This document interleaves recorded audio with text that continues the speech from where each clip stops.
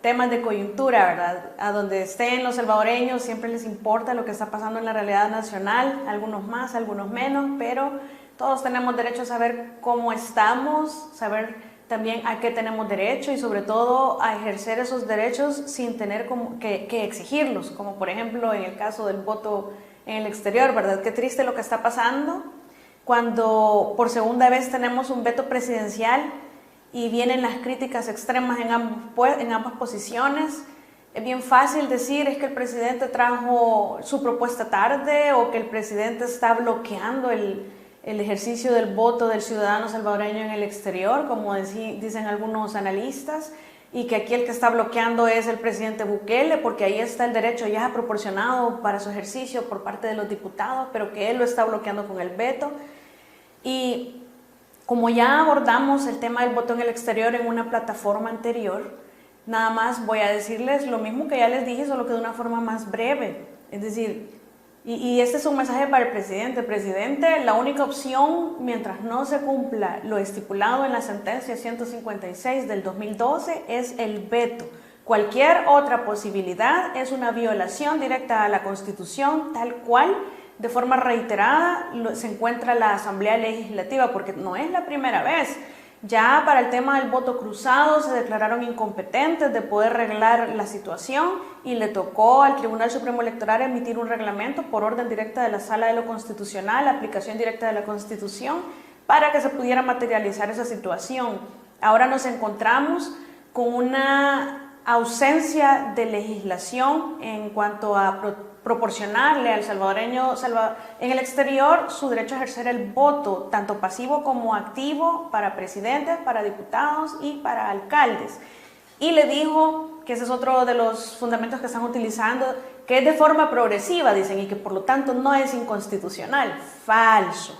Sí es inconstitucional en la medida que no cumplen con todo lo ordenado. Y esa progresividad, la misma sala en la sentencia le dice, la progresividad va a ser así. Sentencia emitida en esta fecha y le dicen para diciembre tiene que estar resuelto, para julio tiene que estar resuelto, para las elecciones del 2018 tiene que estar resuelto y como última instancia, elecciones 2021 tiene que estar resuelto. La progresividad autorizada por la sala ante esa omisión de legislación de la Asamblea Legislativa está señalada dentro de la misma sentencia. No es una progresividad que van a postergar indefinidamente los diputados y sobre todo con ausencia de justificación, porque los diputados, cuando la sala le pide una explicación de cómo están en el cumplimiento de la sentencia 156-2012, es porque definitivamente no han cumplido con lo que se les mandató y de la forma progresiva que se les ordenó cumplir. Vienen hasta hoy, 2021, a discutir los temas, cómo vemos el arraigo, aquellos que no nacieron en El Salvador. Miren, sean responsables, esa discusión debió tenerse hace 3 años. Ahora le echan la culpa al presidente cuando ustedes están queriendo resolver en un mes lo que no resolvieron en 3 años por ineptos, por inoperantes y por ineficientes. Seamos honestos, esta es una discusión que se está teniendo tardía y están viendo en quién echan la responsabilidad cuando la responsabilidad es solo de ustedes. Esa progresividad se acaba en el 2021. Tienen que cumplir a cabalidad la sentencia. No hay otra opción. Cualquier decreto que no cumpla a cabalidad el voto activo y pasivo presidencial, legislativo y municipal es inconstitucional porque la progresividad se les acabó. No hay justificación válida. ¿Qué van a decir? Ah, sí, hay 3 años, pero es que no nos alcanza el tiempo. Porque el 27 de febrero a las 12 a la medianoche se nos acaba el periodo para poder legislar o para poder decretar. Se les acabó el tiempo porque ustedes permitieron de forma deliberada que se les acabara el tiempo. Asuman su responsabilidad como se debe y con mucha seriedad. Lastimosamente a ustedes no se les puede interpelar, pero ustedes están en una violación sistemática de la Constitución, no solamente en este tema, sino que en otros. El 28 de febrero también se vence el plazo para una nueva ley de la reconciliación, que no va a estar lista. Están esperando que se mueran las personas que podrían ser procesadas para que no tengan ningún tipo de responsabilidad penal. Y es que aquí la gente no está pidiendo cárcel ni sangre, lo que necesitan es verdad y reparación. Necesitan saber dónde están enterrados sus muertos para poderles dar santa sepultura. tienen derecho a la verdad, la garantía de la no repetición, y eso es lo que requieren de ustedes, pero como aquí los plazos, los diputados los violan y nadie les dice nada, aquí la progresividad de las sentencias o el cumplimiento de las sentencias, como no hay seguimiento de la sala, nadie les dice nada, ellos incumplen directamente la Constitución y nadie les dice nada, no les pasa nada, y por eso continúan sistemáticamente haciendo esa violación de derechos fundamentales de los ciudadanos salvadoreños, y así quieren que la gente los quiera. Seamos coherentes, ¿verdad? En ese sentido, lo de las interpelaciones, por ejemplo, que es lo que ha estado en la comidilla de todos los ciudadanos y analistas en las últimas 2 semanas, es un ejercicio democrático que lo que yo rescato y celebro mucho es que estamos viviendo un acto puro de democracia, que es la interpelación, es un derecho que existe, nunca se había, es decir, sí se utilizó en 2 ocasiones anteriormente, pero hay que analizar por qué pasaron 27 años en El Salvador sin que hubiera una sola interpelación, justo casi los 30 años que tienen de estar gobernando el FMLN con Arena. Y es que todo siempre había sido negociado entre el Ejecutivo y el Legislativo, el gobierno siempre tenía una forma de llegar a negociaciones con esos repartos de las elecciones de segundo grado de funcionarios, y por eso nunca ha habido la necesidad, no porque no haya una necesidad real de que haya sido interpelado algún funcionario de los gobiernos anteriores, sino que porque no era necesario para los que estaban gobernando, porque siempre encontraban la manera de hacer sus tranzas debajo de la mesa sin que la población se entere. Ahora, como el presidente no tiene partido en el gobierno que lo apoye dentro del legislativo, pues entonces ahora acaba de descubrir el órgano legislativo, la mayoría de sus diputados, no lo generalizo, pero en realidad casi todos, acaban de descubrir un juguetito bien bonito que se llama interpelación. Y ahora lo quieren usar a diestra y siniestra para estar provocando al presidente, y allá el presidente sí se deja provocar nuevamente, pero en razón de las interpelaciones que sucedieron, que como acto de democracia está muy bien, lastimosamente los diputados no lo están utilizando por ese objetivo, sino que por intereses personales.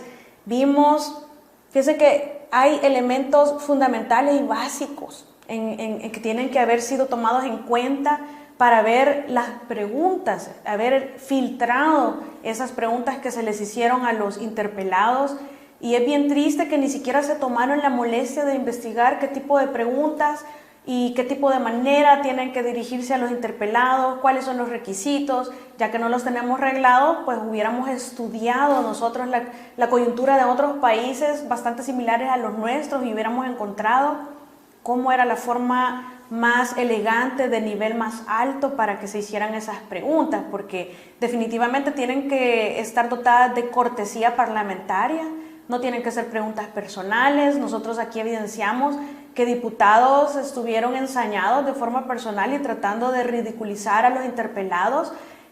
Digamos, en algunos de los casos incluso se podía percibir aquel sentimiento de inconformidad por los familiares que fueron despedidos al inicio de la gestión del presidente Bukele. Por otra parte, vimos entre los interpelados un gran grupo de asesores que ni siquiera los dejaban pensar a ellos como interpelados y contestar de acuerdo a su conocimiento y su experiencia. Se vieron bastante mal. Qué pena también lo que pasó después con la comisionada presidencial. Todos leímos en sus labios las palabras con las que se expresó y se refirió a su compañero de trabajo. Yo critiqué el hecho que ella, antes de que todo eso sucediera con el tema de la insurrección y el choque entre órganos, que le dijera a la población que eso era normal y que no había ningún choque, cuando es mentira. Y estamos cansados de que nos mientan. Ni era normal, ni era cierto que no había un choque entre órganos. Pero bueno, se dio la interpelación y ahora descubrieron los diputados que no solamente pueden interpelar, sino que nada más pueden recomendar, pero que hay excepciones en los que se dice que los interpelados sí es vinculante la resolución. Entonces, como ya descubrieron que tienen 3 opciones mediante las cuales sí son vinculantes sus resoluciones, entonces ya los quieren interpelar, pero por eso, no por el ejercicio de democracia o no porque sí se lo merezcan, sino que porque lo que quieren es molestar al presidente y ver cómo lo incomodan y provocan para continuar sacando réditos e intentar salvarse para las elecciones, que pienso yo que ya no tienen remedio estos 2 partidos, bueno, y quizás también los demás. pero descubrieron que pueden interpelar al ministro de Defensa, al director de la Policía Nacional Civil, porque son temas de seguridad pública y que en casos de violación de derechos fundamentales pueden ser vinculantes sus resoluciones en cuanto le digan al presidente que lo debe despedir o no. Pero mucho éxito demostrando la violación de derechos fundamentales, ¿verdad?, en cuanto a estas interpelaciones, y ojalá y los asesores les digan las formas de preguntar, las preguntas técnicas, qué características deben de tener, que tengan un verdadero filtro, que tengan un verdadero control también, el que dirige, el señor Mario Ponce, porque verdaderamente es un ejercicio democrático muy bueno, es necesario, y la población está conociendo sus derechos, la población, es decir, en este año nosotros hemos tenido tema de insurrección, tema de interpelación. En cuanto a la insurrección, yo les dije ya mi posición, yo soy de la opinión que la gente tiene el derecho a expresarse libremente contra las violaciones a derechos fundamentales que les cometen los funcionarios, y en ese sentido yo no entiendo que la Constitución limite el ejercicio de la insurrección únicamente contra el órgano ejecutivo, porque históricamente así se ha utilizado. Es decir, ese sería un trato desigual, decir que contra el presidente sí se puede, pero que contra el órgano legislativo y el judicial no. Eso sería lo más desigual, el trato más desigual en El Salvador, si se llega a determinar algo así, sobre todo cuando estamos hablando que este momento es un momento histórico distinto, somos actores diferentes, es una sociedad distinta, y que las personas desde que yo recuerdo, bueno, incluso desde el origen, desde la Revolución Francesa y la Declaración Universal y los derechos del ciudadano, del hombre, allá por 1700, etcétera, esto de rebelarse no solamente es un derecho, sino que una obligación. Ante la violación sistemática de derechos fundamentales, el ciudadano tiene derecho a expresarse y a rebelarse. Si no, veamos cuál fue la forma, bueno, si antes la esclavitud era normal y legal. Aquí en El Salvador yo recuerdo que hasta hubo una ley de migración allá por la época del expresidente Maximiliano Hernández Martínez, que se prohibía el ingreso al país creo que era de chinos, de afroamericanos, de negritos, personas de color, de varios países y descendencias, árabes también, y eso era legal. Pero ¿cómo dejó de ser legal? Porque la gente se rebeló, eso era desigualdad, la esclavitud, ¿cómo se acabó? Es decir, y nosotros nos tenemos que aguantar la corrupción de los funcionarios, ¿no? Definitivamente no. Ahora, eso tampoco implica que por cualquier cosa vamos a hacer desorden.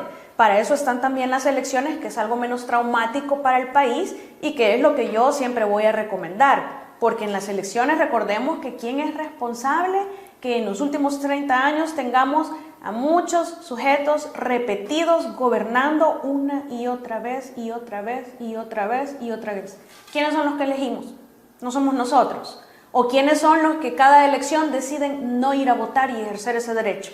No somos nosotros. ¿O quienes escogen ir y anular su voto? No somos nosotros. Entonces, ¿quiénes también tenemos responsabilidad en que esas personas estén ahí gobernando? Nosotros. Entonces, tampoco seamos impacientes y queramos cambiar en estos 8 meses esa realidad de la que hemos sido responsables votando por las personas equivocadas durante los últimos 30 años. Para eso en el 2021 tenemos la solución. No se van a poder sacar todos porque el sistema que tenemos de los residuos y los cocientes y etcétera, etcétera, etcétera, no va a permitir que se puedan sacar todos, y eso es lo que preocupa, por ejemplo, en el tema de un desafuero contra Norman Quijano, porque definitivamente no lo van a desaforar y definitivamente va a continuar de diputado. Entonces, ¿qué es lo que estamos haciendo? ¿Qué es lo que está pasando? Aquí el sistema está siendo utilizado para evadir la justicia, y eso es lo que la gente reclama y es lo que la gente enoja. Y entonces, ¿cómo le van a decir de parte de la Corte Suprema de la Justicia, un órgano no tan imparcial? Porque recordemos que es nombrado por el otro órgano, que es el legislativo, y para que los nombren sabemos que tienen que ir a cabildear, a hacer lobby, a prometer y a pedir, y eso no deja bastante en realidad preguntándonos si realmente la Corte Suprema es un ente tan imparcial. Ojalá y resuelvan todos estos temas rapidito. Yo sé que están con mucha sobrecarga de trabajo, pero hay temas a los que tienen que darle mucha relevancia. El lunes se pronunciaron con bastante rapidez, pero no fue suficiente. Tenían que haber actuado de oficio y haberse pronunciado el día sábado o incluso inmediatamente después. No mandar el mensaje que día sábado y domingo no puede haber justicia pronta y cumplida y con celeridad, cuando era necesario. En este caso del voto al exterior es necesario y es urgente. Yo creo que se puede empezar. Sí, es cierto que los habeas corpus, que las inconstitucionalidades, los amparos, el orden, etcétera, pero también es cierto que aquí estamos afectando a una población bien grande con un solo acto y es importante que ustedes se pronuncien, sobre todo porque la contestación de la Asamblea ya fue remitida desde hace ratos. Esa contestación que estoy convencida que nunca van a poder justificar el porqué del retraso de la legislación o sí, en realidad de la legislación, porque han omitido legislar en cuanto al voto del exterior. No tienen cómo justificar porque no han hecho absolutamente nada en el pasado para legislar hasta hoy, y hoy le quieren echar la culpa a todo el mundo menos aceptar que es culpa de ellos. Y en la medida que no tengan cómo justificar ese retraso, en la medida en la que no tengan cómo justificar que progresivamente tampoco han cumplido con esa sentencia, pues entonces cualquier decreto que no la cumpla a su totalidad es inconstitucional y es la única el veto es la única opción de parte del presidente, porque no hacerlo estaría avalando inconstitucionalidad. No es cierto como que dicen de que, ay, pero es que ya está y ya no hay tiempo, entonces apartemos la Constitución un ratito porque se nos acabó el tiempo. No, la Constitución no la pueden apartar ni un ratito, ni un ratote, ni nunca. Si la Constitución ahí está, le guste o no le guste, tienen que cumplirla. Y aquí estamos acostumbrados a que el órgano legislativo hace un incumplimiento directo de su mandato constitucional en muchísimos temas y no les pasa nada. Y por eso siguen de la forma tan ineficiente como siguen, por eso siguen con la impunidad con la que están, y por eso es que la gente ya no está a gusto con ustedes y no los quieren, porque también además tienen tantas prerrogativas de las que no están dando una contraprestación a cambio. Ya ustedes con su seguridad privada, me imagino que algunos, amén y de que estuvo correcto o no correcto retirarles a los PPI, pero yo creo que ya sintieron en unos minutitos qué significa ser un ciudadano de a pie, que no anda con seguridad las 24 horas, que no anda en un vehículo blindado o en un vehículo que le regalan la gasolina, o que no tienen que ir a hacer fila al seguro social para ser atendidos porque tienen un seguro privado. Es decir, tienen tantas prerrogativas, no se van de viaje para complementarse los salarios y gastarse el dinero que no les costó a ustedes, sino que nos cuesta a nosotros. Bien fácil desde una burbuja gobernar y gobernar tan mal como lo han hecho ustedes. Entonces, déjense de estar exigiendo que solamente el presidente tiene que sentarse a dialogar si ustedes tampoco lo están haciendo de buena fe. Los dos tienen que sentarse y pensar que cuál es la opción que le conviene más a la ciudadanía. No hay que estar incitando al odio. Ese hecho